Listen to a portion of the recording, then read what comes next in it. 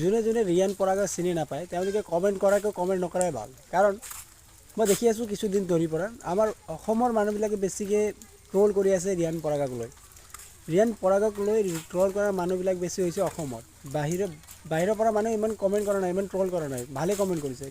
যিখিনি বেয়া কমেণ্ট কৰিছে চব অসমৰ পৰাই কৰিছে। কাৰণ সিহঁতে মানে ৰিয়ান পৰাগক বেছিকৈ ট্ৰলে কৰি আছে।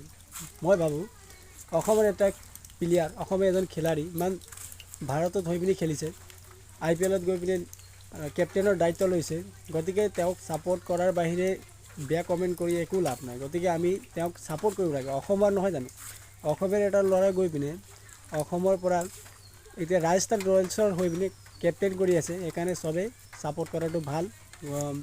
বেছিকৈ নকওঁ, যিবিলাকে বেয়া কমেণ্ট কৰিছে তেওঁলোকক কৈছোঁ ৰিয়ান পৰাগক এনেকৈ ট্ৰল কৰি লাভ নাই। কাৰণ তেওঁ এজন অসমৰ সন্তান, অসম সন্তান, সেইকাৰণে চবে তেওঁক ছাপোৰ্ট কৰিব লাগে।